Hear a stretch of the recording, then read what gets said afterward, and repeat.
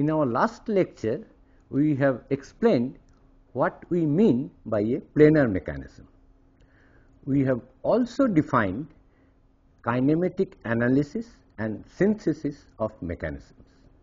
This course is entirely based on kinematic analysis and synthesis of planar mechanisms. So it will not be a bad idea to recapitulate a little bit about planar mechanisms. In a planar mechanism, all points of the mechanisms move in parallel planes. A single view along a direction perpendicular to these planes reveals the true motion of all the points of the mechanism. In fact, all these parallel planes are projected onto a single plane, which is called the plane of motion. Let us also see what happens during plane motion of a rigid body.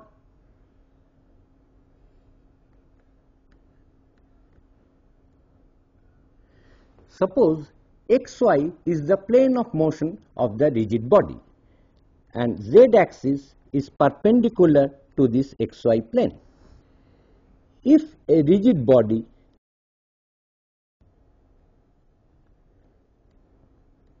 A, B, C, D is moving in this xy plane and takes up a configuration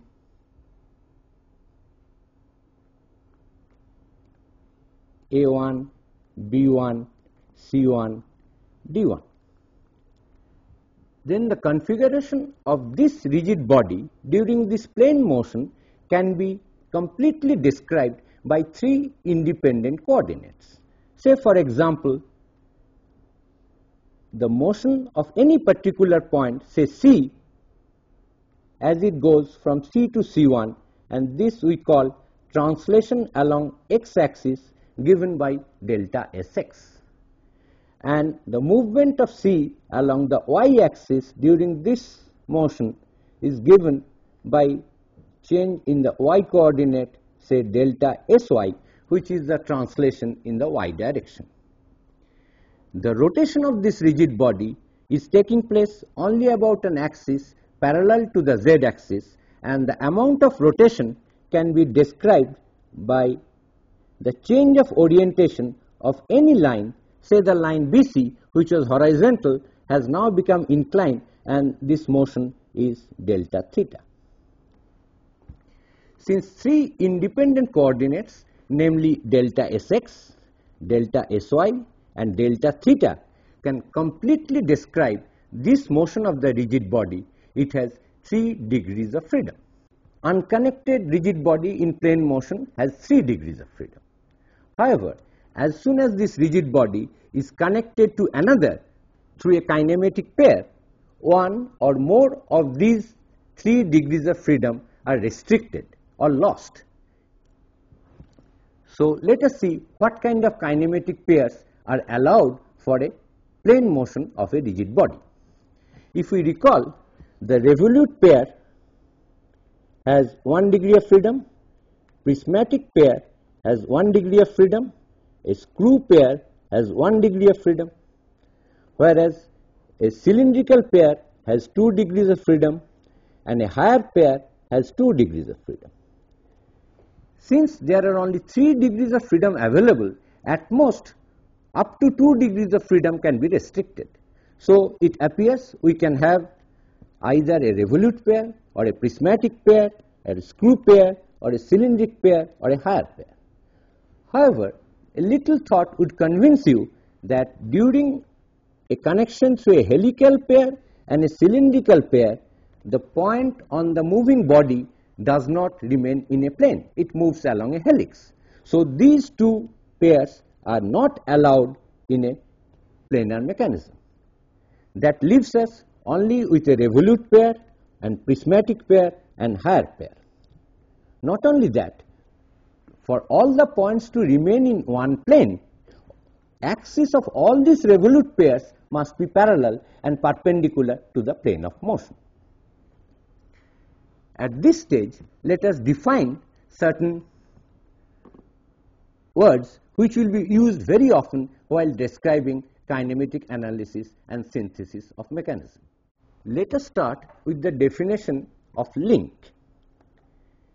Each rigid body contributing elements to form kinematic pair is referred to as a link. And kinematic chain is defined as a series of links connected by kinematic pairs. Such a kinematic chain is said to be closed if every link is connected to at least two other links. That means it may be connected to 3, 4 or 5 links, but definitely at least two other links. If a particular link or some links are connected to only one other link, then the chain is said to be an open chain. And these links are classified also according to the following description. We call a link singular link if it is connected to only one other link. If the link is connected to two other links, then we call it a binary link. Similarly, we call a ternary link which is connected to 3 other links. Similarly, quaternary and other higher order links can be defined depending on the number of other links that it is connected to.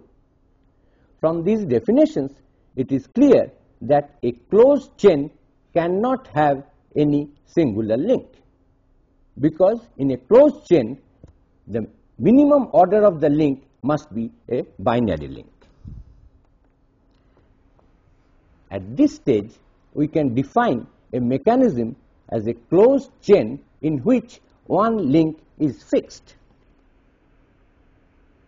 By this fixed link, we mean the frame of reference or the foundation of the machine or mechanism. We must remember that the relative motion of all other links with respect to this frame which is of importance.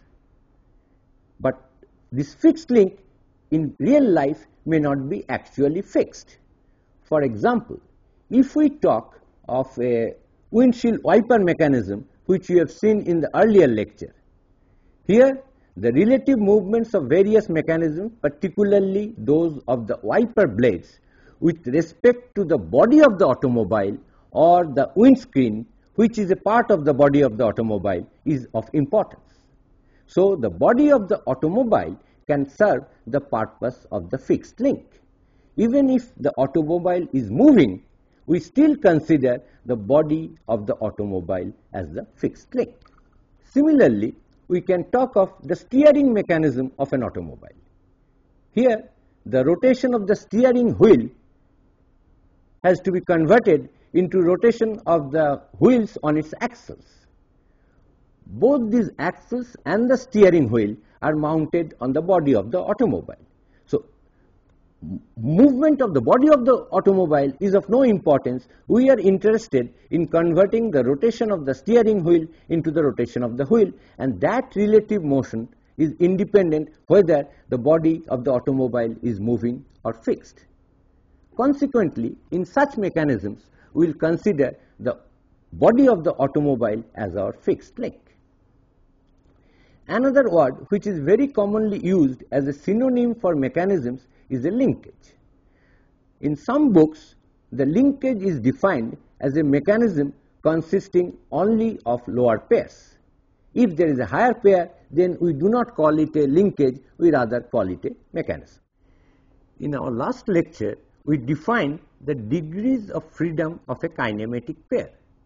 Now, let me define the degrees of freedom of a mechanism. The degrees of freedom of a mechanism are given by the number of independent pair variables needed to completely define the relative movements between all links. A mechanism is said to be constrained if the degree of freedom of the mechanism equals the number of independent input. If there is a single input and the degree of freedom of the mechanism is also 1, then we call it a constant mechanism. Similarly, if the degree of freedom of the mechanism is 2 and we have 2 independent inputs, then also we say that the mechanism is constant. By constant mechanism, we mean that the output can move in an unique fashion. we shall demonstrate it by 3 models of earth moving machinery or tipper dumper having 1, 2 and 3 degrees of freedom. Obviously, in a planar mechanism, we can have at most 3 degrees of freedom. As an example of a single degree freedom mechanism, let us look at this model of a tipper dumper. This has 5 moving links and 1 fixed link, which is the body of the dumper. Here, the input motion is provided by this hydraulic actuator, which tilts the dumper bin.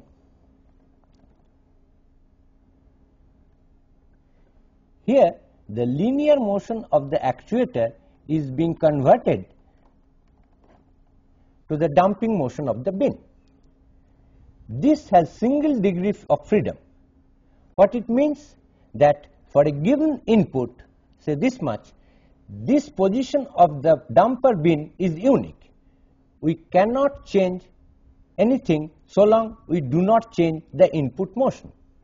In other words, for this input motion of the actuator, only one of the 3 independent coordinates of the dumper, that is x, y of a particular point and the rotation theta, only one of these 3 variables can be specified. Other 2 are automatically fixed. That means I can take the x coordinate of this particular point of the dumper anywhere, and accordingly the input is decided what is needed, but y coordinate and theta, that is the orientation of the damper bin, are automatically decided. As an example of a 2 degree of freedom mechanism, let us look at this model of a front end loader. This mechanism has 8 moving links and the fixed link is again the body of the machine.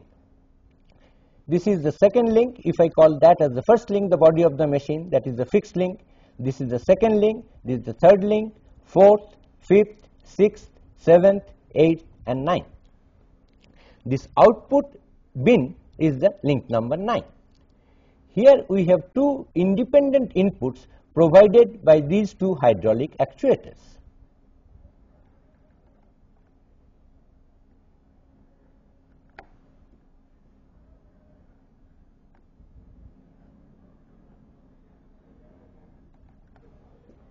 Since it has 2 degrees of freedom, I can control 2 of the coordinates of this output bin.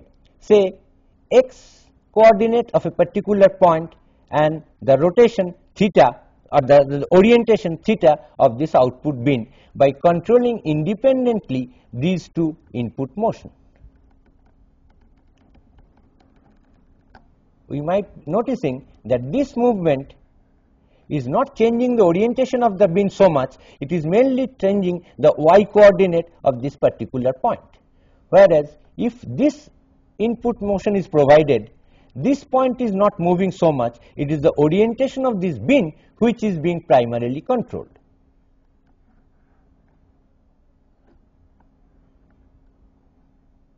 So this is an example of a 2 degrees of freedom mechanism with 2 independent inputs. That is why this is also a constraint mechanism. By that we mean if we fix up both the inputs, then the output bin takes up a particular location and orientation. As an example of a mechanism with 3 degrees of freedom, let us look at this model of an earth moving machinery. Here again, link number 1, the fixed link, is the body of this truck, and there are 11 other moving links, 2, 3, 4, 5, 6, 7, 8, 9, 10, 11 and 12. This 12th link is the output link of the bin of this earth moving machinery.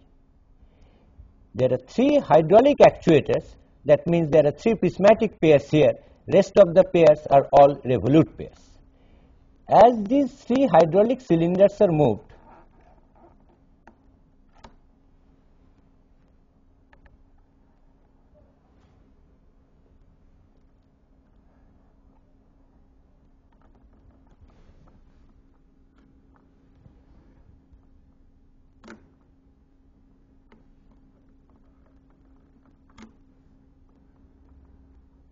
the output bin can be moved in this plane of motion. In fact, there are 3 independent inputs, so all the 3 motions, that is 2 translation and the rotation of this output bin, can be independently controlled. As we might notice that if this hydraulic cylinder is moved, not much change in the orientation of the bin is taking place. Same is true even for this actuator, whereas the third actuator is mainly changing the orientation of the bin without causing much change in its location. We have just seen 3 examples of constraint planar mechanisms. The first one had single degree of freedom with 1 input. The second one had 2 degrees of freedom with 2 independent inputs, and the third one had 3 degrees of freedom with 3 independent inputs. Since the number of inputs and the number of degrees of freedom of the mechanisms were same, all the mechanisms were constant. That means with all the inputs given a prescribed value, all the links have specific configurations. However, sometimes we also use mechanisms which are not constant. That means the number of input is not equal to the number of degrees of freedom. A typical example is the differential gearbox of an automobile. Here we know the input is only one, that is the propeller shaft, which is coming from the gearbox. But if the car has to take a turn, then the 2 wheels must rotate at different speeds, because we need to have 2 independent speeds depending on the radius of curvature of the turn. From the same single independent input, we must have a mechanism with 2 degrees of freedom. So the differential, which we will study later, has 2 degrees of freedom but with a single input. Consequently, such a differential gearbox does not constitute a constant mechanism. For the study of kinematics, we need to know only the type of pair, their relative location, their sequential order, and that's all. All other geometric features or dimensions or inertial parameters are completely irrelevant so far as the study of kinematics is concerned. Consequently, for the study of kinematics, we always make a skeleton diagram which removes all irrelevant parameters and retain only those geometric features which are essential to study the relative movement, in other words, which govern the relative movements. These skeleton diagrams are called kinematic diagrams. To draw these kinematic diagrams, we follow certain conventions. We will now discuss all these conventions. As we have said that every mechanism has a fixed link, and the fixed link is given the number 1, and it is indicated as fixed by having these hatch lines. All the numbers are linked sequentially starting from 1. This diagram shows that even if the link has some width or some height, which are completely irrelevant so far as the kinematics is concerned, so in the skeleton diagram we represent these links, which say number 2, by a line drawing. This link having such a bifurcation will be represented like this line drawing. The next slide shows how we represent a revolute pair in a kinematic diagram. Suppose link number 2 and link number 3 are connected by a revolute pair. In the kinematic diagram, link 2 represented by this line and link 3 represented by this line are connected by a revolute pair. The revolute pair is represented by a small circle, and the center of the circle denotes the axis of the revolute pair. For example, if the actual construction looks like this, the kinematic diagram will be as shown in this. The link 2, which extends beyond the revolute pair, as seen here, is represented by this line diagram. Prismatic pair, say between body number 2 and body number 3. The block which is the body 2 has relative translation along this slot. In the kinematic diagram, we may show it, this prismatic pair between body 2 and 3 by this line diagram, or sometimes to make it less ambiguous, to make it completely unambiguous, we represent it like this. There is a prismatic pair between body 2 and body 3. This diagram shows how higher order links must be represented. Here, as we see, link number 2, 3, 4 and 5 are connected to a quaternary link which is number 6. Since link number 6 is connected to 4 other links, this is a quaternary link. In the kinematic diagram of the line sketch, if it is represented like this, then there is ambiguity. One may interpret that at this revolute pair, 3 binary links, this one and link number 4 are being connected. To avoid this ambiguity, we should hatch this link number 6 to represent that this is a single rigid body and this is a quaternary link connected to 4 other links. This diagram shows how to represent a linkage where there is prismatic pair. We have a 4-link mechanism. Link number 1, the fixed link, is connected to link number 2 by a revolute pair at this location. Link number 3 is connected to link number 2 by another revolute pair at this location. There is a prismatic pair between link number 3 and link number 4, and the direction of the prismatic pair is given by this line. Link number 4 is again connected to the fixed link number 1 by a revolute pair. In the kinematic diagram, since the axis or location of the axis of the revolute pairs are important, we have to represent these 3 revolute pairs as it was in the original diagram. However, the prismatic pair has only a direction, that is this represented by the axis of this cylinder.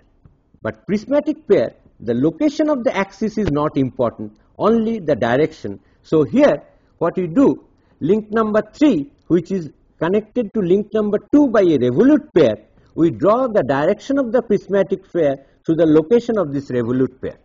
And link number 4 has a prismatic pair with link number 3.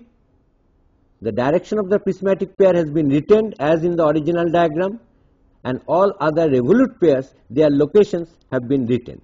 So this is the kinematic diagram which does not have any extra irrelevant geometric dimensions which was present in this original diagram.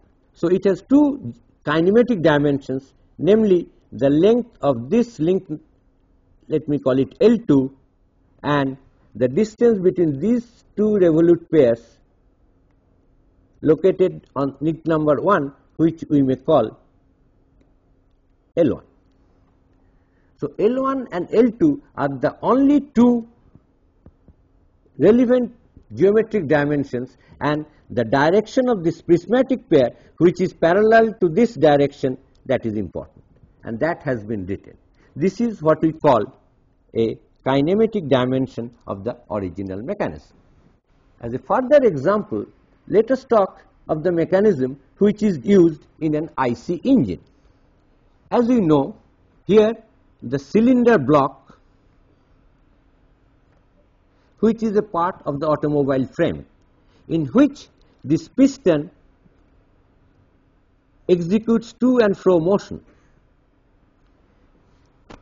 These small dots, as you can see, are nothing but the piston rings which moves along with the piston.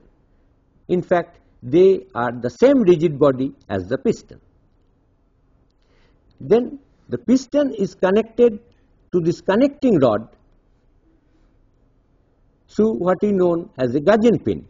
At this location, say we name it as B. The other end of the connecting rod, which is the big end of the connecting rod, is connected to this crank which is mounted onto the crankshaft. Now, to draw the kinematic diagram of this mechanism, we should first try to determine how many different rigid bodies are involved. One is the cylinder, which is the fixed link. Two is the piston, which has a prismatic pair along the horizontal direction.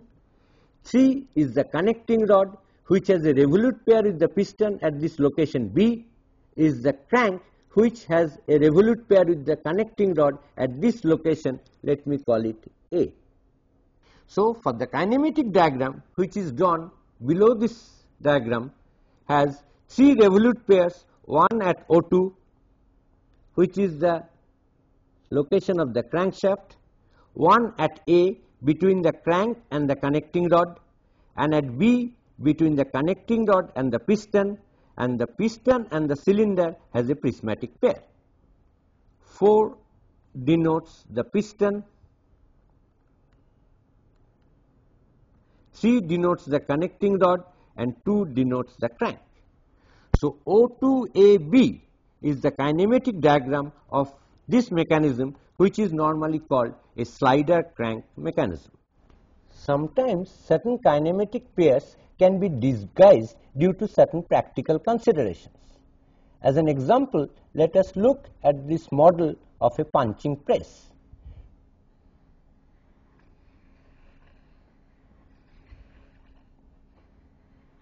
Driven by this eccentric.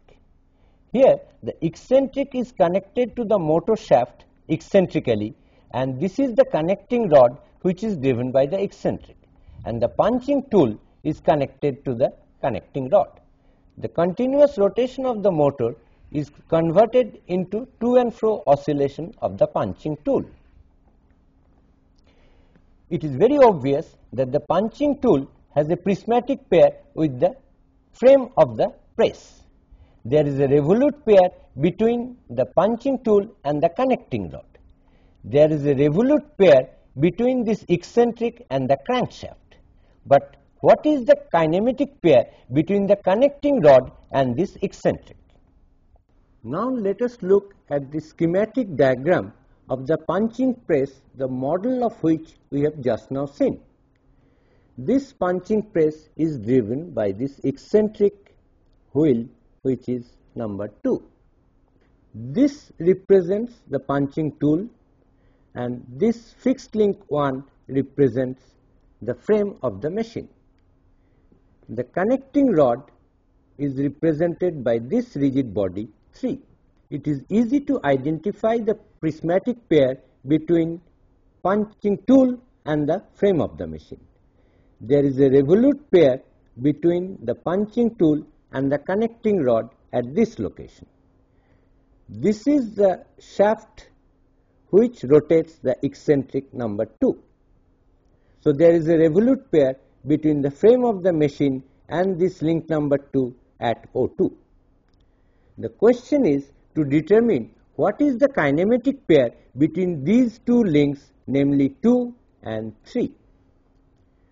To decipher the kinematic pair, the best thing is to forget about all other connections and hold one of these two links, say link number 2, fixed, and try to move link number 3. It is obvious that link number 3 cannot move in the plane of motion by any translation in any direction, because this circular eccentric is placed in a hole in this connecting rod. However, if we hold link 2 fixed, then link 3 can definitely be rotated about an axis perpendicular to this plane of motion, and this rotation takes place at the center of the circular eccentric, that is at A. Consequently, the kinematic diagram of this punching press driven by an eccentric will look as shown in the next picture. As it is clearly seen, it is a simple slider crank mechanism with revolute pairs at O2, A and B, and a prismatic pair between the frame of the machine, that is link number 1, and the punching tool, that is link number 4. The next figure shows another 4-link mechanism 1, 2, 3 and 4. there is a revolute pair at O2 between link 1 and 2, at A between link 2 and 3, and at B between link 3 and 4.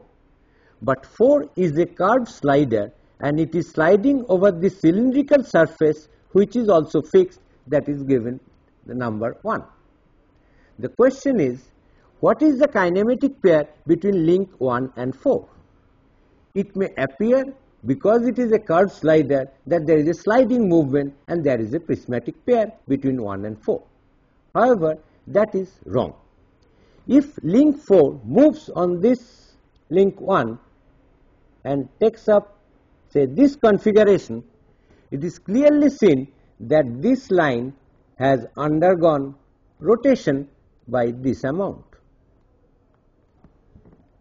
So, the relative motion between link number 1 and link number 4 is of rotation.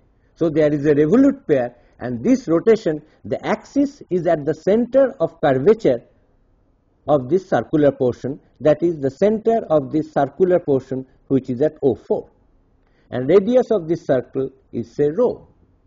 Consequently, the kinematic diagram for this mechanism is as shown here by a 4R linkage with 4 revolute pairs at O2, A, B and O4, and the length of this link 4 is nothing but rho, which is the radius of this circular portion.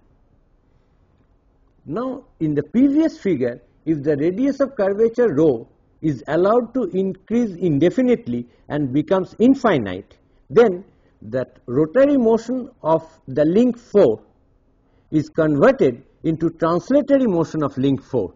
So, as rho goes to infinity, this revolute pair which goes to infinity boils down to a prismatic pair between link 1 and link 4. So, again we get a slider crank mechanism if the radius of curvature of the curved slider tends to infinity. In other words, we can say that a prismatic pair is nothing but the limiting case of a revolute pair, where the revolute pair is located at infinity but along a direction which is perpendicular to the direction of relative sliding, which in this case is horizontal. So, this prismatic pair is equivalent to a revolute pair as shown in this diagram with this revolute pair at infinity, but must be on a vertical line passing through B. Next, we discuss a very important principle in kinematics which is known as kinematic inversion. As we shall see later, this kinematic inversion is very useful, particularly for kinematic synthesis. We have already defined mechanism as a closed kinematic chain with one of its links fixed, and kinematic inversion means that the process of fixing different links of the same kinematic chain to produce distinct mechanisms. Mechanism is a closed kinematic chain with one of its links fixed, but I can fix any link fixed at a time. So, from the same chain we get a different mechanism. And the most important thing about this process of kinematic inversion is that the relative motions between various links is independent of the kinematic inversion. So long the chain is same, the relative motion between various links remains the same, independent of which particular link is kept fixed. Now we shall explain this principle of kinematic inversion through an example. Let us consider a 4R kinematic chain as shown in this diagram. From the same chain, holding 1 or 2 or 3 or link 4 fixed one at a time, we can get 4 different mechanisms. Like this, by holding link number 1 fixed, it is the same chain, but if we hold link number 2 fixed, then we get this mechanism. Similarly, we get 2 other different mechanisms, respectively holding link 3 or link 4 as the fixed link. Let me now explain what we mean that the relative motion is independent of the kinematic inversion. as both of these mechanisms were obtained from the same kinematic chain by a process of kinematic inversions, the relative motions between various links of these two mechanisms will be same. For example, if we say the ratio of the angular velocity of link number 2 to that of link number 4, that is omega 2 by omega 4, which is the same as the relative velocity of link number 2 with respect to link number 1 divided by angular velocity of link number 4 minus omega 1. Since omega 1 is 0, link number 1 is fixed. This relative angular velocity remains the same. So, for this mechanism, omega 2 is 0, so it will become minus omega 1 divided by omega 4 minus omega 1. So, the ratio of the absolute angular velocities of link number 2 and 4 in this mechanism is the same as this ratio minus omega 1 by omega 4 minus omega 1 of this mechanism at this particular configuration. And this principle, as I said earlier, of kinematic inversion is very important for the entire study of kinematics, especially when we study kinematic synthesis.